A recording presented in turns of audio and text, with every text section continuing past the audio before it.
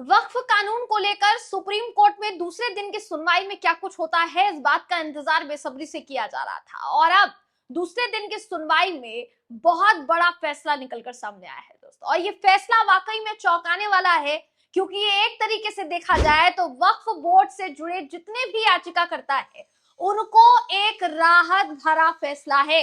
अब ये जो फैसला है, इससे सरकार को किस तरीके से झटका लगा है, इस कानून पर किस तरीके से झटका लगा है, ये आप जान पाएंगे अगर पूरे मामले को समझेंगे, पूरी खबर को देखेंगे दोस्तों।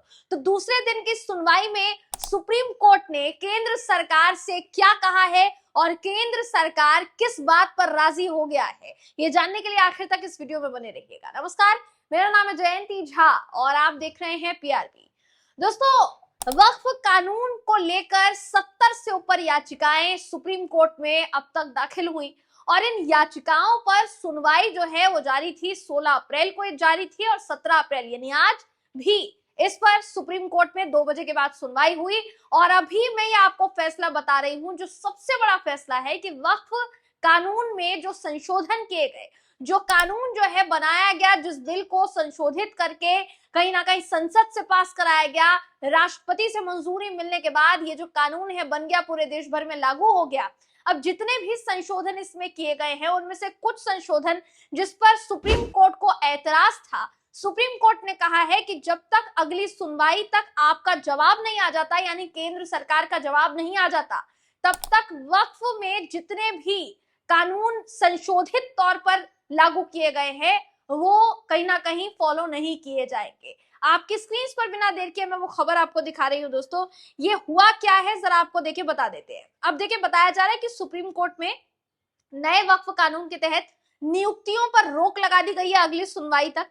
अगले आदेश तक संपत्तियों की स्थितियां भी जस की तस रहेगी, उसमें कोई बदलाव नहीं होगा। सुप्रीम कोर्ट ने केंद्र से 7 दिन में जवाब जो है वो मांगा है। जैसी खबर मेरे पास सामने आ रही है दोस्तों, वो उस खबर का देखिए कहना है कि सुप्रीम कोर्ट के आदेश में 3 बड़ी बातें कही गई है। ये अंतरिम आदेश है दोस्तों। वक्फ बोर्ड पर केंद्र के जवाब तक वक्फ संपत्ति स्थिति नहीं बदलेगी। दूसरा आदेश ये कि कोर्ट से वक्फ घोषित संपत्ति डी नोटिफाई नहीं होगी, वो वक्फ बाय यूजर हो या वक्फ बाय डीड हो। वक्फ बोर्ड और केंद्रीय वक्फ परिषद में कोई नई नियुक्ति नहीं की जाएगी, ये कहा गया है सुप्रीम कोर्ट की तरफ से अपने आदेश में।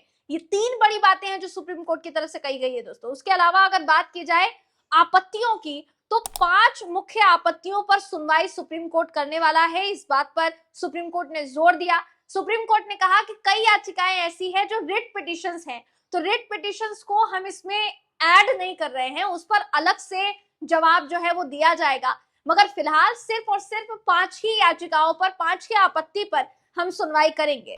110 से 120 फाइलें पढ़ना संभव नहीं है, सुप्रीम कोर्ट ने कहा। ऐसे में 5 पॉइंट तय करने होंगे। सिर्फ 5 मुख्य आपत्तियों पर ही सुनवाई की जाएगी। सभी याचिकाकर्ता मुख्य बिंदुओं पर सहमति बनाएं, नोडल काउंसिल के जरिए उन आपत्तियों को तय करें, यह सुप्रीम कोर्ट का कहना है। सीजेआई संजीव खन्ना और justice PV Sanjay Kumar, justice KV Viswanathan की बेंच मामले पर दूसरे दिन भी सुनवाई कर रही थी दोस्तों। केंद्र की ओर से सॉलिसिटर जनरल तुषार मेहता पैरवी कर रहे हैं और कानून के खिलाफ कपिल सिब्बल, राजीव धवन, अभिषेक मनु सिंघवी, सीयू सिंह ये दलीलें जो है वो रखते हुए नजर आए।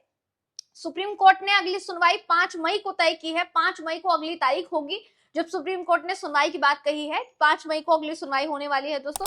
एसजी मेहता ने, यानी सॉलिसिटर जनरल तुषार मेहता ने कहा कि 7 दिनों के भीतर हम जवाब दाखिल करना चाहते हैं, क्योंकि बहुत सारे ऐसे डॉक्यूमेंट्स हैं जो हमें पेश करने पड़ेंगे, तो हमें 7 दिन का वक्त चाहिए। सुप्रीम कोर्ट ने 7 दिन का वक्त देने से इनकार नहीं किया, ये कह दिया कि आप 7 दिन का वक्त लीजिए, मगर इन 7 दिनों के भीतर कोई भी चेंज, कोई भी बदलाव वक्फ से जुड़े अभी तक के नियमों में नहीं होना चाहिए, ये कहा गया।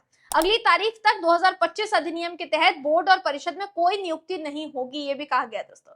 ये भी आश्वासन दिया गया है केंद्र सरकार की तरफ से कि अधिसूचना या राजपत्रित द्वारा पहले से घोषित उपयोगकर्ता द्वारा वक्फ सहित वक्फ की स्थिति में कोई बदलाव नहीं किया जाएगा। 7 दिनों के भीतर ये जवाब दाखिल किया जाएगा, और जब केंद्र सरकार 7 दिनों के भीतर जवाब दाखिल कर देगी तो 5 दिन का वक्त जो है वो वक्फ से जुड़े जितने भी याचिकाकर्ता है उनको मिलेगा। 5 दिन के अंदर अंदर उनको भी अपना जवाब जो है वो देना पड़ेगा। दूसरी तरफ देखिए, ये कहा जा रहा है कि सीजेआई ने कहा कि अगली सुनवाई से केवल 5 रिट याचिकाकर्ता ही न्यायालय में उपस्थित होंगे, क्योंकि हम 5 ही रिट याचिकाओं पर सुनवाई कर रहे हैं। 5 चाहते हैं, आप 5 का चयन करें, अन्य को या तो आवेदन के रूप में माना जाएगा या फिर निपटा दिया जाएगा। हम नाम का उल्लेख नहीं करेंगे। अब इसे कहा जाएगा इन री वक्फ संशोधन अधिनियम। अब कृपया एक नोडल वकील जो है उसको आप नियुक्त करें। सीजेआई ने कहा कि मैंने कहा है उपयोगकर्ता द्वारा घोषित या पंजीकृत वक्फ भी वक्फ ही है।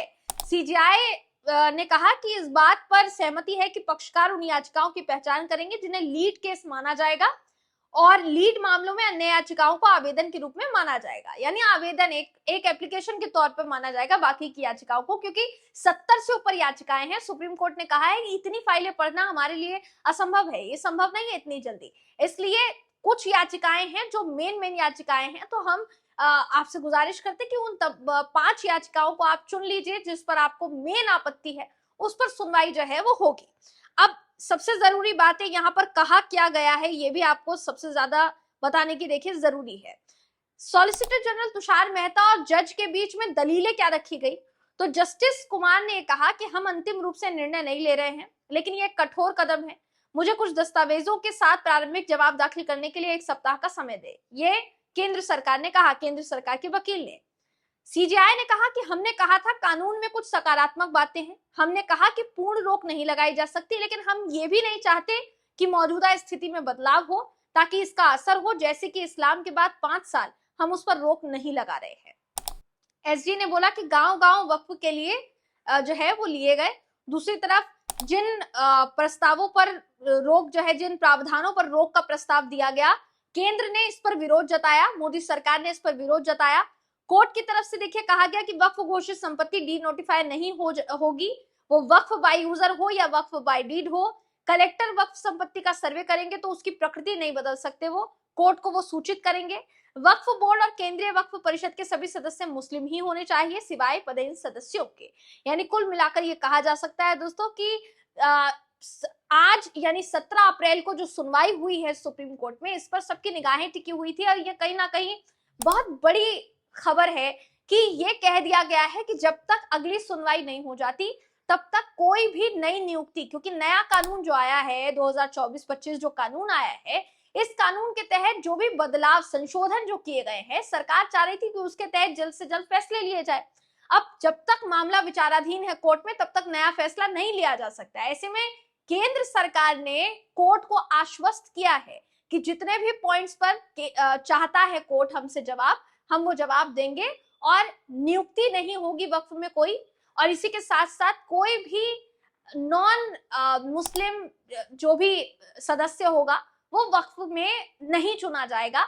ये भी आश्वासन जो है वो दिया गया है। तो ये 2 बड़ी बातें हैं जो दोस्तों जो निकलकर सामने आ रही है, और ये चौंकाने वाला विषय कहीं ना कहीं अगर आप देखेंगे तो हम इस पर आपकी राय जानना चाहेंगे कि आप इस पर क्या सोचते हैं। वक्फ पर ये इतना बड़ा फैसला सुप्रीम कोर्ट का सामने आना, इसे आप किस तरीके से देख रहे हैं, कमेंट करके हमें जरूर बताइएगा। अगली वीडियो में मैं आपसे फिर मिलूंगी, तब तक के लिए नमस्कार।